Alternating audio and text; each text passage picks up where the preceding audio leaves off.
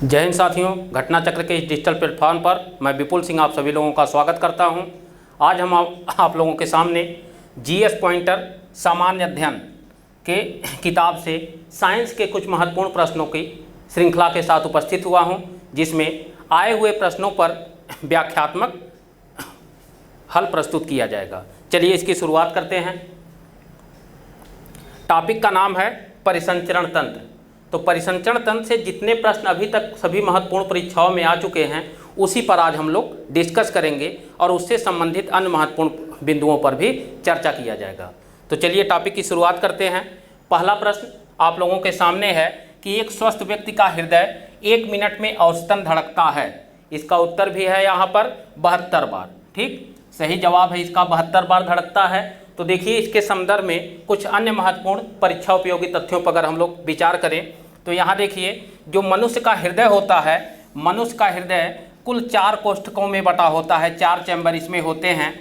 ठीक, इसमें ऊपर के 2 चैम्बर जो होते हैं इसे कहा जाता है अलिंद। ठीक, इसे बायां अलिंद कहा जाएगा, बायां अलिंद। ठीक, इसे भी याद रखिएगा।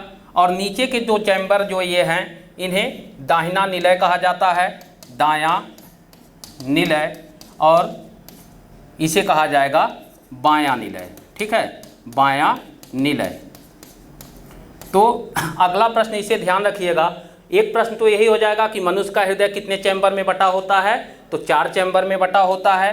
दूसरा प्रश्न होगा कि ऊपर के 2 भागों को क्या नाम दिया गया है, तो ऊपर के 2 भाग को अलिंद नाम दिया गया है और नीचे के 2 भागों को निलय नाम दिया गया है। तो हृदय का जो धड़कन होता है यह दाहिने अलिंद के ऊपर, इसे ध्यान रखिएगा, ये हमारा दाहिना अलिंद है। दाहिने अलिंद के ऊपर यहाँ पर कोशिकाओं का एक समूह पाया जाता है। कोशिका के इस समूह को कहा जाता है शिरा अलिंद नोड, शिरा अलिंद नोड। ठीक है, शिरा अलिंद नोड। यहीं से हृदय की धड़कन का प्रारंभ होता है, जिसे हम यस ए नोड भी कहते हैं। ठीक है, यस ए नोड। तो यहीं से हृदय की धड़कन का प्रारंभ होता है। तो एक प्रश्न आपको ये भी पूछा जा सकता है, हृदय की धड़कन का प्रारंभ। ठीक, हृदय की धड़कन का प्रारंभ हृदय के किस भाग से होता है, तो यह होता है दाहिने अलिंद से। और दाहिने अलिंद के ऊपर एक विशेष प्रकार की कोशिका के समूह से होता है, जिसे हम शिरा अलिंद नोड कहते हैं। इसी को कहा जाता है पेसमेकर। इसी शिरा अलिंद नोड को पेसमेकर भी कहते हैं। और हृदय की जो धड़कन होती है यहीं से प्रारंभ होती है।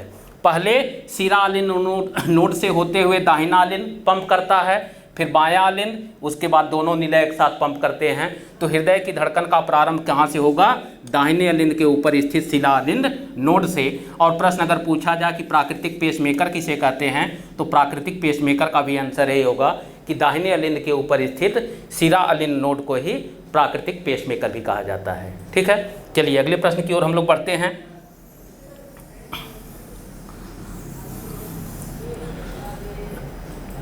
अगला प्रश्न है कि हृदय कब आराम करता है। ठीक है, इसका भी उत्तर आपके सामने दिया हुआ है कि हृदय 2 धड़कनों के बीच में आराम करता है। ठीक है, तो इसे भी यहाँ समझ लें, यहाँ से भी प्रश्न आपको पूछा जाएगा। तो हृदय हमने आपको बताया कि 4 चैम्बर में बटा होता है। अब इस 4 चैम्बर में देखिए, जब हृदय धड़कता है तो हृदय की धड़कन जो होती है, इसे ध्यान रखिएगा, हृदय की धड़कन। तो हृदय की जो धड़कन होती है ये 2 अवस्थाओं में चलता है। एक अवस्था को हम कहते हैं संकुचन की अवस्था, संकुचन की अवस्था, और दूसरे को कहते हैं अनुशिथिलन की अवस्था, अनुशिथिलन। ठीक है, अनुशिथिलन की अवस्था। ठीक, अनुशिथिलन की अवस्था। संकुचन को हम क्या कहते हैं, सिस्टोलिक अवस्था। ठीक है, इसे हम कहते हैं सिस्टोलिक अवस्था, सिस्टोल।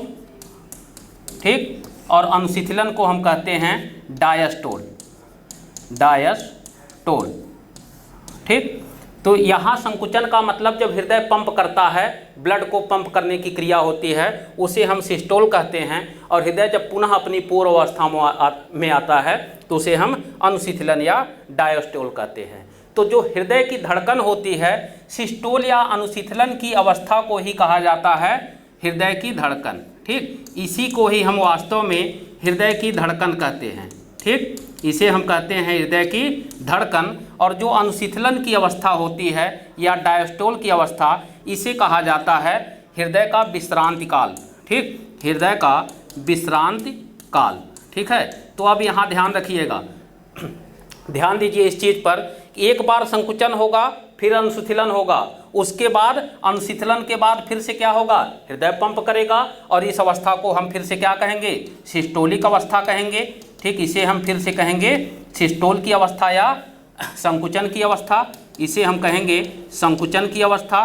तो यहाँ पर देखिए इस ग्राफ से कि यहाँ पर संकुचन हुआ, फिर अनुशीतलन हुआ, फिर संकुचन हुआ। इसका मतलब संकुचन को ही हमने हृदय की धड़कन कहा और यहाँ अनुशीतलन को विश्रांति काल कहा जाता है। तो यहाँ पर स्पष्ट है कि दो धड़कनों के बीच में, अर्थात प्रत्येक संकुचन के बीच में एक बार अनुशीतलन की अवस्था आती है, उसी अवस्था को ही हम कहते हैं हृदय का विश्रांति काल। तो यहाँ इसका सही जवाब क्या होगा, हृदय प्रत्येक दो धड़कनों के बीच में एक बार आराम करती है। ठीक है, यहाँ ध्यान रखिएगा।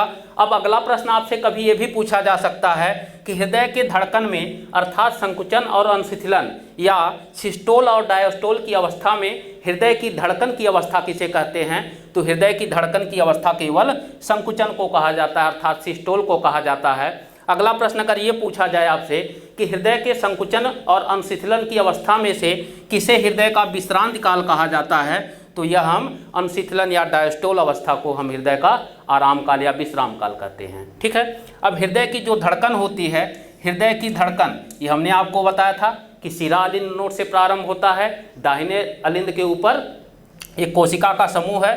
तो यहाँ पर ध्यान रखिए कि जो हृदय की धड़कन होती है, उसे अगर हम उससे निकलने वाले ध्वनि को सुनने का प्रयास करें तो उसके सुनने का यंत्र जो होता है, जिस यंत्र के माध्यम से उसे हम सुनते हैं, उसे क्या कहते हैं, तो उसे कहा जाता है स्टेथोस्कोप। स्टेथोस्कोप कहते हैं।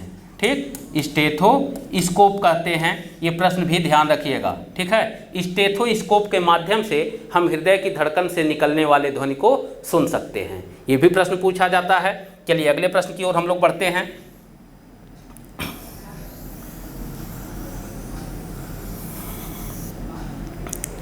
अगला प्रश्न आपके सामने दिया गया है कि मानव हृदय में कक्ष होते हैं।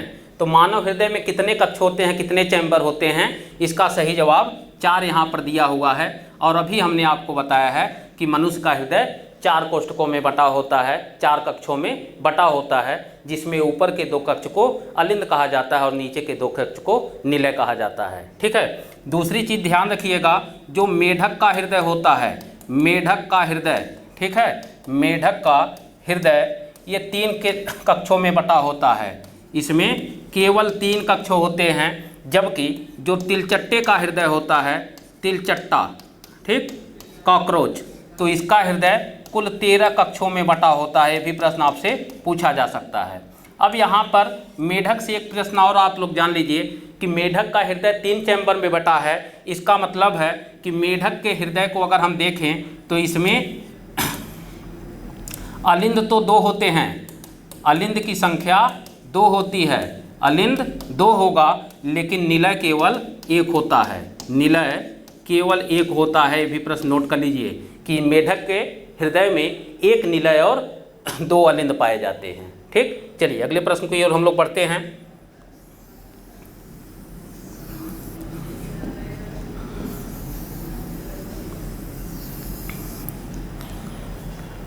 अगला प्रश्न है, हृदय स्पंदन एक विद्युतीय तरंग के द्वारा निष्पादित होता है जो उपजती है। ठीक, तो इसे देखिए, इसका सही जवाब है हृदय में। ठीक है, हृदय में उपजती है।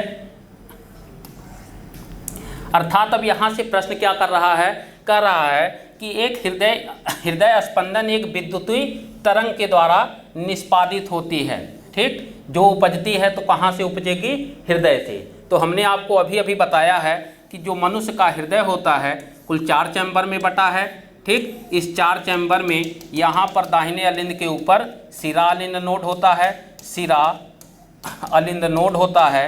इसी शिरा अलिंद नोड से हृदय की धड़कन का प्रारंभ होता है। शिरा अलिंद नोड से हृदय की धड़कन का प्रारंभ होता है, हृदय की धड़कन का प्रारंभ होता है, धड़कन का प्रारंभ होता है। ठीक, यहाँ से प्रारंभ होगा तो जो हृदय की धड़कन होती है उससे कौन सी तरंग निकलती है, तो हृदय की धड़कन के दौरान निकलने वाली जो तरंग होती है वेव, वो होता है विद्युत रासायनिक तरंग। विद्युत रासायनिक तरंग होता है, ठीक, विद्युत रासायनिक तरंग होता है। अब यह जो तरंग होगा ये हृदय के दाहिने अलिंद से शुरू होगा और दाएं बाएं निलय, दायां अलिंद दायां निलय, यहाँ चारों में प्रसारित होगा। तो हृदय के धड़कन के दौरान जो विद्युत रासायनिक तरंग होता है इसका जो प्रसार होता है, अगर हमें इसके प्रसार को रिकॉर्ड करना हो तो इसके प्रसार को रिकॉर्ड करने के लिए हम क्या करते हैं, एक यंत्र का प्रयोग करते हैं। इस यंत्र को कहते हैं इलेक्ट्रोकार्डियोग्राम। इलेक्ट्रोकार्डियोग्राम, ठीक। तो इलेक्ट्रोकार्डियोग्राम नामक यंत्र से हम हृदय की धड़कन को, उससे निकलने वाले विद्युत रासायनिक तरंग को रिकॉर्ड करने का प्रयास करते हैं, जिसे हम कहते हैं ECG, ठीक। तो एक प्रश्न ये भी पूछा जाता है ECG का संबंध किससे है, तो ECG का संबंध हृदय की धड़कन से होता है। अर्थात इसके माध्यम से जो हृदय की धड़कन होती है उससे उत्पन्न विद्युत रासायनिक तरंगों को हम रिकॉर्ड करते हैं और इसी के माध्यम से ये जानने का प्रयास करते हैं कि जो हमारा परिसंचरण तंत्र है, परिसंचरण तंत्र ये सुचारू ढंग से कार्य कर रहा है कि नहीं कर रहा है, ठीक है। इसी के द्वारा हम इसको जानने का प्रयास करते हैं, ठीक। चलिए अगले प्रश्न की ओर हम लोग बढ़ते हैं।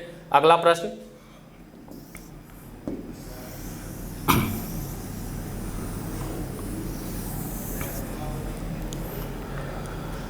अगला प्रश्न है एक स्वस्थ वयस्क मनुष्य में रक्त का कुल परिमाप होता है, ठीक है। तो एक स्वस्थ मनुष्य में रक्त का कुल परिमाप कितना होता है, यहाँ पर सॉरी ये मीटर नहीं होगा, यहाँ पर लिखा रहेगा लीटर, ठीक, ये लीटर में होगा। तो यहाँ पर इसका सही जवाब है 5 से 6 लीटर तक होता है, ठीक। तो यहाँ पर तो 5 से 6 लीटर एक औसत माप दे दिया गया है परिमाप कि इसमें 5 से 6 लीटर होना चाहिए। लेकिन एक प्रश्न और ध्यान रखिएगा कि मनुष्य में जो रक्त का कुल परिमाप होता है ये उसके भार का 7% तक होता है, 7% तक होता है, ठीक है, 7% होता है। क्लियर, ये भी ध्यान रखिएगा। कभी कभी प्रश्न न्यूमेरिकल फॉर्म में दे देता है कि एक व्यक्ति का कुल भार 70 किलोग्राम है, 70 किलोग्राम है, तो उसमें रक्त कितना पाया जाएगा। तो ध्यान रखिएगा आपको क्या करना है, अगर 70 किलोग्राम है तो 7% उसका होगा, तो तुरंत आप लोग कर लीजिएगा 70 का 7%, इसे आप लोग निकाल लीजिएगा, सही जवाब आपको मिल जाएगा कि कितना रक्त होना चाहिए। तो सही जवाब इसका क्या हो जाएगा, इसका सही जवाब हो जाएगा 7 सते 49.9 मतलब 4.9 लीटर। ऐसे मनुष्य के शरीर में कुल 4.9 लीटर रक्त पाया जाएगा, ठीक है। तो 7% याद रखिएगा, प्रश्न पूछा जाता है, प्रतिशत में पूछेगा तो 7% और औसत परिमाप पूछेगा तो 5 से 6 लीटर लगाइएगा, ठीक है। चलिए अब रक्त के विषय में कुछ चीज़ों को और बता दें आपको कि जो मनुष्य का रक्त होता है, मनुष्य का रक्त ये होता है एक तरल संयोजी ऊतक होता है, एक तरल संयोजी ऊतक होता है, ठीक, ऊतक होता है। इसे भी याद रखिएगा, ये भी प्रश्न पूछा जाता है कि मनुष्य का रक्त किस प्रकार के ऊतक का बना होता है, तो ये तरल संयोजी ऊतक का बना होता है, ठीक है। दूसरी चीज़ ध्यान रखिएगा, संयोजी ऊतक किसे कहते हैं, संयोजी ऊतक वो ऊतक होते हैं, वे टिश्यू होते हैं जो मनुष्य के सभी अंगों को एक दूसरे से कनेक्ट करने का प्रयास करते हैं, जोड़ने का प्रयास करते हैं, ऐसे ऊतकों को हम संयोजी ऊतक कहते हैं। तो मनुष्य का जो रक्त होता है ये तरल संयोजी ऊतक होते हैं, जबकि जो कंकाल तंत्र में अस्थियां होती हैं, ध्यान रखिएगा, जो मनुष्य की अस्थियां होती हैं ये भी संयोजी ऊतक की ही बनी होती हैं, लेकिन ये ठोस संयोजी ऊतक की होती हैं, ठोस संयोजी ऊतक की बनी होती हैं, इसे भी याद रखिएगा, ठीक है। तो अस्थियां ठोस संयोजी ऊतक हैं लेकिन रक्त तरल संयोजी ऊतक है, ठीक है। दूसरी चीज़ ध्यान रखिएगा, जो मनुष्य का रक्त होता है, मनुष्य का रक्त ये दो भागों में बटा होता है। एक भाग को हम कहते हैं प्लाज्मा, एक भाग को हम कहते हैं प्लाज्मा और दूसरे भाग को कहते हैं रक्त कणिका। ठीक, रक्त कणिका, दूसरे भाग को रक्त कणिका कहेंगे। ठीक, अब प्लाज्मा रक्त का कितना प्रतिशत भाग होता है? तो पूरे रक्त का जो 7% हमने बताया या औसतन 5 से 6 लीटर बताया, तो इस पूरे 5 से 6 लीटर या 7% कुल रक्त में जितना हमारा भार होगा उसके अनुसार तो प्लाज्मा जो होता है ये रक्त का 55 से 60% भाग को बनाता है। 55 से 60% भाग प्लाज्मा होता है। इसका मतलब है कि रक्त कणिका की मात्रा कितनी हो जाएगी? 40 से 45% भाग तक रक्त कणिका होती है। ठीक, प्लाज्मा 55 से 60। इसका मतलब अगर प्रश्न इस रूप में पूछ ले, एक प्रश्न तो कॉमन है, ये पूछा भी जाता है कि रक्त में प्लाज्मा का मात्रा कितना होता है, तो प्लाज्मा की मात्रा 55 से 60 है। दूसरा अगर पूछ ले कि रक्त में कणिका की मात्रा कितनी है, तो रक्त में कणिका की मात्रा 40 से 45% होती है। ठीक, इसका मतलब है कि रक्त का सबसे बड़ा भाग कौन सा है? तो रक्त का सबसे बड़ा भाग कौन सा हो जाएगा? सबसे बड़ा भाग। ठीक, तो सबसे बड़ा भाग हो जाएगा रक्त में पाया जाने वाला प्लाज्मा। ठीक, अब प्लाज्मा को देखिए, प्लाज्मा में 90% जल होता है। ये भी प्रश्न पूछा जाता है कि प्लाज्मा तो रक्त का 55 से 60% भाग बनाता है, तो प्लाज्मा में जल की मात्रा या पानी की मात्रा कितनी है? तो 90% जल होता है। इसके अलावा अब जो शेष 10% भाग हमारा बचा है, इस 10% भाग में इसी में गैसें पाई जाती हैं। ठीक, अर्थात CO2 प्लस O2, ये दो गैसें रक्त के प्लाज्मा में घुलनशील अवस्था में पाई जाती हैं। साथ ही साथ इसमें कुछ प्रोटीन भी पाए जाते हैं। प्रोटीन कौन कौन से हैं उसे मैं यहाँ पर लिख दे रहा हूँ, प्लाज्मा में पाया जाने वाला प्रोटीन। ठीक, प्लाज्मा में उपस्थित प्रोटीन। तो प्लाज्मा में कौन कौन सा प्रोटीन होता है इसे देखिए। प्लाज्मा में पहला है फाइब्रिनोजन, फाइब्रिनोजन। ठीक, ये हमारे प्लाज्मा में पाया जाता है। दूसरा है फाइब्रिन, फाइब्रिनोजन प्रोथ्राम्बिन। ठीक, प्रोथ्राम्बिन ये हमारे प्लाज्मा में पाया जाता है। तीसरा है एल्ब्यूमिन, एल्ब्यूमिन ये हमारे प्लाज्मा में पाया जाता है। और चौथा है ग्लोब्यूलिन। ठीक, ग्लोब्यूलिन ये हमारी प्लाज्मा में पाया जाने वाला कुछ प्रोटीन है। इसके अलावा प्लाज्मा में दो विशेष प्रकार के ग्लाइकोप्रोटीन भी पाए जाते हैं, इसे भी याद रखिएगा, ग्लाइकोप्रोटीन। तो ग्लाइकोप्रोटीन जो पाए जाते हैं ये होते हैं कौन कौन से? एक होता है एंटीजन। ठीक, एंटीजन। और दूसरा होता है एंटीबॉडी, एंटीबॉडी। ठीक, तो ये दोनों ग्लाइकोप्रोटीन अर्थात एंटीजन और एंटीबॉडीज रक्त के किस भाग में पाया जाता है? तो एंटीजन और एंटीबॉडीज भी प्लाज्मा में घुलनशील होते हैं। ठीक है, अब यहाँ पर अगर प्रश्न पूछे कि रक्त में उपस्थित प्लाज्मा कौन कौन सी है, तो उसका उत्तर लगाएंगे फाइब्रिनोजन प्रोथ्राम्बिन, फाइब्रिनोजन प्रोथ्राम्बिन, एल्ब्यूमिन और ग्लोब्यूलिन। ये 4 प्रकार के प्रोटीन हैं जो रक्त के प्लाज्मा में घुलनशील होते हैं। अब यहाँ पर फाइब्रिनोजन और प्रोथ्राम्बिन का कार्य क्या है? तो इसका कार्य है रक्त का स्कंदन करना। ठीक, रक्त का स्कंदन। ठीक, अर्थात रक्त का थक्का बनाना, ब्लड क्लॉटिंग करना। जब हमको कहीं चोट लग जाती है, चोट लगने के पश्चात जब हमारे शरीर से ब्लीडिंग होने लगती है, तो प्लाज्मा में उपस्थित फाइब्रिनोजन और प्रोथ्राम्बिन ये दो प्रोटीनों के कारण ही जब ये हवा के संपर्क में आते हैं तो प्रोथ्राम्बिन थ्राम्बिन में बदल जाता है और फाइब्रिनोजन फाइब्रिन में बदल जाता है। इस प्रकार से कटे हुए भाग पर कुछ इस तरह की संरचना बन जाती है जैसे हम कपड़े को रफू करने के लिए देते हैं।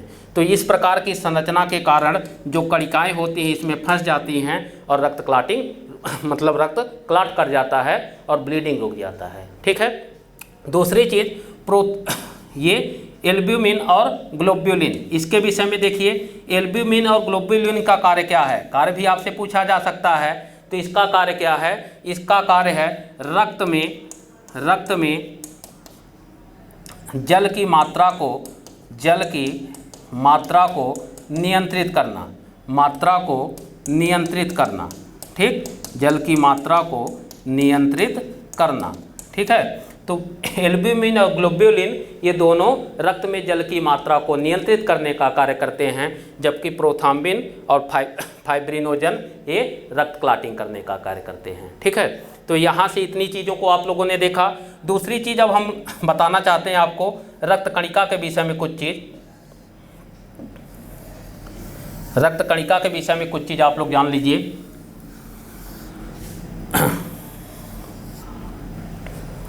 रक्त कणिका, ठीक है, तो इसके विषय में ध्यान रखिएगा।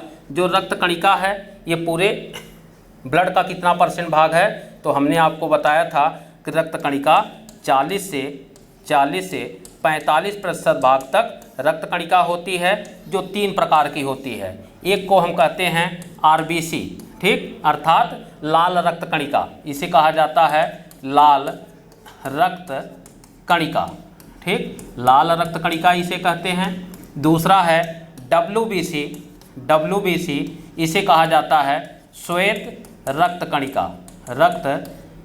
कणिका, ठीक, इसे कहते हैं श्वेत रक्त कणिका। और तीसरा है प्लेटलेट्स,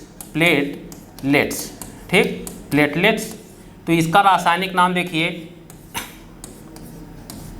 इसे कहा जाता है एरिथ्रोसाइट, इसे हम कहते हैं एरिथ्रोसाइट, ठीक, अर्थात RBC को एरिथ्रोसाइट कहा जाता है। WBC को हम कहते हैं ल्यूकोसाइट, ठीक, और प्लेटलेट्स इसे कहा जाता है थ्रम्बोसाइट, ठीक, इसे भी याद रखिएगा, पूछा जा सकता है एरिथ्रोसाइट, ल्यूकोसाइट और थ्रम्बोसाइट, ठीक। RBC को हम एरिथ्रोसाइट कहते हैं, WBC को ल्यूकोसाइट और प्लेटलेट्स को थ्रम्बोसाइट कहते हैं, ठीक। RBC के विषय में जान लीजिए कि RBC जो होता है, RBC का मुख्य कार्य है गैसों का परिवहन करना, ठीक, गैसों का परिवहन करना, ठीक है, इसका कार्य ध्यान रखिएगा, गैसों का परिवहन करना। अब गैसें मुख्यतः 2 होती हैं, एक ऑक्सीजन का परिवहन और दूसरा कार्बन डाइऑक्साइड का परिवहन, ठीक है। तो इन दोनों का कार्य क्या कौन करता है, RBC करती है, जबकि WBC का कार्य ये है प्रतिरक्षा तंत्र को मजबूत करना, प्रतिरक्षा तंत्र को मजबूत करना, ठीक, प्रतिरक्षा तंत्र को मजबूत करना। और प्लेटलेट्स ये क्या करता है, ये करता है रक्त का थक्का बनाना, ठीक है, रक्त का थक्का बनाना। अब यहाँ से ध्यान रखिएगा, एक प्रश्न हमने आपको अभी इसके पहले बताया था कि रक्त का थक्का बनाने वाला प्रोटीन अगर पूछे, तो प्रोटीन पूछेगा तो आप लोग लगाएंगे कि रक्त का थक्का बनाने वाला प्रोटीन फाइब्रिनोजन है और प्रोथ्राम्बिन है, ठीक, प्रोथ्राम्बिन है, ये रक्त का थक्का बनाने वाले प्रोटीन है। लेकिन अगर प्रश्न पूछे कि रक्त का थक्का बनाने वाली रक्त कणिका कौन सी है, तो अगर प्रश्न में रक्त कणिका को पूछे तो आपको फाइब्रिनोजन और प्रोथ्राम्बिन न लगाकर आपको प्लेटलेट्स या थ्रम्बोसाइट में से लगाना होगा, ठीक है। तो प्रश्न के नेचर को समझ लीजिए, अगर प्रश्न पूछे कि रक्त का थक्का बनाने वाला प्रोटीन, तब फाइब्रिनोजन और प्रोथ्राम्बिन, और रक्त का थक्का बनाने वाली रक्त कणिका, तब उस कंडीशन में आप थ्रम्बोसाइट या प्लेटलेट्स को लगाएंगे।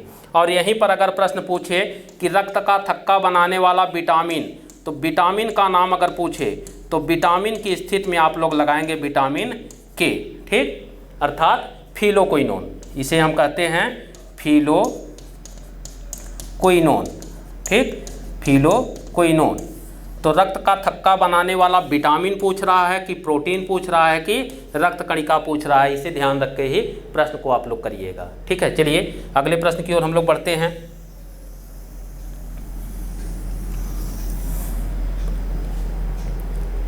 अगला प्रश्न है हीमोग्लोबिन है। अगला प्रश्न आपसे पूछ रहा है कि हीमोग्लोबिन है, और इसका सही जवाब भी दिया गया है, मानव रक्त में पाया जाने वाला एक पदार्थ है, ठीक है। चलिए इसके विषय में कुछ चीज़ और जान लेते हैं कि जो हीमोग्लोबिन होता है, हीमोग्लोबिन ये RBC में पाया जाता है, ठीक, RBC में उपस्थित होता है, ठीक, RBC में पाया जाता है, ठीक है। तो एक प्रश्न यही पूछा जाएगा कि हीमोग्लोबिन रक्त के किस भाग में पाया जाएगा, तो ये रक्त कणिका में, केवल आरबीसी रक्त कणिका में अर्थात लाल रक्त कणिका में पाया जाता है, जबकि डब्ल्यूबीसी या प्लेटलेट्स में इसका अभाव होता है। ठीक, अब हीमोग्लोबिन जो है इसका कार्य क्या है, तो देखिए हमने आपको बताया था कि आरबीसी का कार्य, आरबीसी का कार्य, तो आरबीसी के कार्य में हमने बताया था गैसों का परिवहन। ठीक, गैसों का परिवहन करना। तो गैसों का परिवहन का मतलब हमने आपको बताया था कि ऑक्सीजन और कार्बन डाइऑक्साइड, इन दो गैसों का परिवहन करता है, गैसों का परिवहन करता है। तो गैसों का जो परिवहन आरबीसी करता है, ये आरबीसी अपने हीमोग्लोबिन के माध्यम से ही करता है। ये करता है किसके माध्यम से, हीमोग्लोबिन के माध्यम से, अर्थात जो रक्त में उपस्थित हीमोग्लोबिन होता है ये रक्त के हमारे फेफड़े में उपस्थित ऑक्सीजन के साथ अवक्रिया कर लेता है और हीमोग्लोबिन और ऑक्सीजन अवक्रिया करके ऑक्सी हीमोग्लोबिन का निर्माण करते हैं। ऑक्सी हीमोग्लोबिन, ठीक, ऑक्सी हीमोग्लोबिन का निर्माण करते हैं और इसी ऑक्सी हीमोग्लोबिन के रूप में जो ऑक्सीजन का परिवहन पूरे शरीर में किया जाता है। ठीक है, तो यहाँ पर हीमोग्लोबिन का कार्य पूछे चाहे आरबीसी का कार्य पूछे, दोनों का कार्य एक ही होगा, गैसों का परिवहन करना, अर्थात मुख्यतः ऑक्सीजन का परिवहन करना। ठीक है, देखिए मुख्य कार्य तो ऑक्सीजन का ही परिवहन है, लेकिन जब हीमोग्लोबिन लौटता है तो लौटने की क्रिया में लगभग 20 से 30% भाग, ठीक, 20 से 30% भाग कार्बन डाइऑक्साइड का भी परिवहन करता है। इसलिए दोनों इसके कार्य हैं, दोनों गैसों का परिवहन करता है, लेकिन मुख्यतः यह मुख्य रूप से अगर देखा जाए तो मुख्य रूप से यह केवल ऑक्सीजन के परिवहन के लिए ही जिम्मेदार होता है। ठीक, अब यहाँ से ध्यान रखिएगा, एक प्रश्न आपसे पूछा जाएगा कि ऑक्सीजन और हीमोग्लोबिन के मिश्रण से बना ऑक्सी हीमोग्लोबिन ये किस प्रकार का परिवर्तन है, तो यह एक भौतिक परिवर्तन है। ठीक, यह एक भौतिक परिवर्तन है। ठीक, भौतिक परिवर्तन और रासायनिक परिवर्तन, दो प्रकार के परिवर्तन होते हैं अभिक्रिया के पश्चात। तो ध्यान रखिएगा ये भौतिक परिवर्तन है, अर्थात भौतिक परिवर्तन उस परिवर्तन को कहा जाता है जिसमें बनने वाला पदार्थ, जो पदार्थ होता है जो अभिक्रिया के पश्चात बनता है, पदार्थ फिर से अर्थात पुनः फिर से अपनी मूल अवस्था को प्राप्त कर लेता है, अपनी मूल अवस्था को प्राप्त कर लेता है। तो वह पदार्थ जो अभिक्रिया के पश्चात दूसरे पदार्थ में तो परिवर्तित हुआ, लेकिन एक समय के पश्चात फिर से अपनी मूल अवस्था को प्राप्त कर लेता है, ऐसे परिवर्तन को हम भौतिक परिवर्तन कहते हैं। जबकि जब अभिक्रिया के पश्चात बनने वाला पदार्थ अपनी मूल अवस्था को नहीं प्राप्त कर पाता, मूल अवस्था को नहीं प्राप्त कर पाता, मूल अवस्था को नहीं प्राप्त करता है, तो उसे हम क्या कहते हैं, रासायनिक परिवर्तन कहते हैं। ध्यान रखिएगा, रासायनिक परिवर्तन। तो रासायनिक परिवर्तन का मतलब क्या हुआ, जैसे अगर हम दे दें फॉर एग्जाम्पल, जैसे दूध से दही का बनना, दूध से दही का बनना, तो ये बताइए क्या दही बनने के पश्चात फिर से उसे दूध प्राप्त किया जा सकता है, नहीं प्राप्त किया जा सकता, अर्थात दूध से दही का निर्माण एक रासायनिक परिवर्तन होगा। जबकि यहाँ पर जो ऑक्सी हीमोग्लोबिन है, ऑक्सी हीमोग्लोबिन जब शरीर की कोशिकाओं तक पहुँचता है तो कोशिका में पहुँचने के पश्चात ऑक्सीजन अलग हो जाता है और हीमोग्लोबिन अलग हो जाता है, हीमोग्लोबिन फिर से टूटकर अलग हो जाएगा और वहाँ से 20 से 30% भाग कार्बन डाइऑक्साइड को वापस लेकर फिर से हमारे हृदय में पहुंच जाता है। ठीक है, तो यहाँ ध्यान रखिएगा, अगर परिवर्तन पूछे ऑक्सी हीमोग्लोबिन का निर्माण किस प्रकार का परिवर्तन है, तो उसका उत्तर लगाइएगा यह एक भौतिक परिवर्तन है। और अगर प्रश्न में ये पूछ ले कि ऑक्सी हीमोग्लोबिन का निर्माण किस अभिक्रिया से होता है, ठीक, तो ऑक्सी हीमोग्लोबिन का निर्माण की जो अभिक्रिया होती है उसे हम कहते हैं उत्क्रमणीय अभिक्रिया। ठीक, उत्क्रमणीय अभिक्रिया, ध्यान रखिएगा, इसे हम उत्क्रमणीय अभिक्रिया करते हैं। उत्क्रमणीय अभिक्रिया क्या होती है, एक ऐसी अभिक्रिया जिसमें बनने वाला पदार्थ फिर से अपने मूल अवस्था को प्राप्त कर लेता है, ऐसी अभिक्रिया को हम उत्क्रमणीय अभिक्रिया कहते हैं। तो हीमोग्लोबिन जो है ये फिर से ऑक्सीजन और हीमोग्लोबिन में टूटकर अलग हो जाता है, इसलिए ऐसी अभिक्रिया को हम उत्क्रमणीय अभिक्रिया कहते हैं। ठीक है, लेकिन यहीं पर ध्यान रखिएगा, अगर हीमोग्लोबिन ये कार्बन मोनोऑक्साइड के साथ अभिक्रिया कर लेता है तो कार्बन मोनोऑक्साइड के साथ होने वाली इसकी अभिक्रिया ये अनुत्क्रमणीय अभिक्रिया कहलाती है, अनुत्क्रमणीय अभिक्रिया कहलाती है। अर्थात इसमें कोशिकाओं तक पहुंचने के पश्चात हीमोग्लोबिन और कार्बन मोनोऑक्साइड फिर से अलग नहीं हो पाते। ऐसी अवस्था में ऑक्सीजन के अभाव में दम घुटने से आदमी की मृत्यु हो जाती है। ठीक है, इसीलिए कार्बन मोनोऑक्साइड को दम घोटू गैस भी कहते हैं, दम घोटू गैस। ठीक, यहाँ तक की चीज़ें आप लोग याद रखिएगा किसी भी परीक्षा के लिए। चलिए अगले प्रश्न की ओर हम लोग बढ़ते हैं।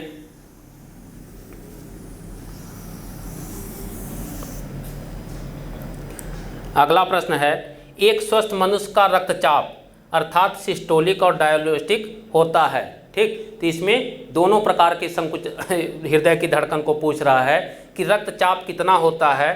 तो मनुष्य का जो रक्तचाप होता है इसका सही जवाब दिया है 120 मिलीमीटर और 80 मिलीमीटर। ठीक है, तो यहाँ ध्यान रखिएगा कि हमने आपको हृदय के संरचना के विषय में कुछ चीज़ें बताई थी कि हृदय की जो संरचना है ये कुल 4 भागों में बटा होता है, जिसमें यह भाग दायां अलिंद हुआ, दायां अलिंद हुआ, दायां अलिंद, और यह भाग क्या हुआ, बायां अलिंद। ठीक, यह है बायां अलिंद है और यह दायां निलय हुआ और यह बायां निलय हुआ। ठीक, बायां निलय हुआ। तो चलिए यहाँ पर रक्तचाप के विषय में हम लोग कुछ जान लेते हैं। अन्य महत्वपूर्ण प्रश्न, अगर मान लें कि यह जो वर्ग है यह पूरे शरीर का प्रतिनिधित्व करता है, यही हमारे मानव शरीर है, पूरा शरीर जितने अंग हैं सब इसी वर्ग को ही हम मान लेते हैं। जैसे गणित में मान लेते हैं एक संख्या x है। ठीक, और यह त्रिभुज, इसे हम मान लें कि यह फेफड़ा है, लंग्स। ठीक, यह हो गया हमारा फेफड़ा। तो मनुष्य का जो अशुद्ध रक्त होता है, ध्यान रखिएगा, अशुद्ध रक्त, ठीक है, अशुद्ध रक्त अर्थात कार्बन डाइऑक्साइड युक्त अशुद्ध रक्त। ठीक, अशुद्ध रक्त, इसे ध्यान रखिए। ठीक, मनुष्य का जो अशुद्ध रक्त होता है ये दाहिने अलिंद में पूरे शरीर से वापस आता है महाशिरा के द्वारा। अर्थात यह जो नली लगाई गई है यह है, इसे हम कहेंगे महाशिरा। ठीक, महाशिरा कहते हैं। इसके माध्यम से अशुद्ध रक्त सर्वप्रथम मनुष्य के दाहिने अलिंद में प्रवेश करता है, हृदय के दाहिने अलिंद में। दाहिने अलिंद और दाएं निलय के बीच में वाल्व होता है, इस वाल्व के माध्यम से इसे यह पंप कर देगा।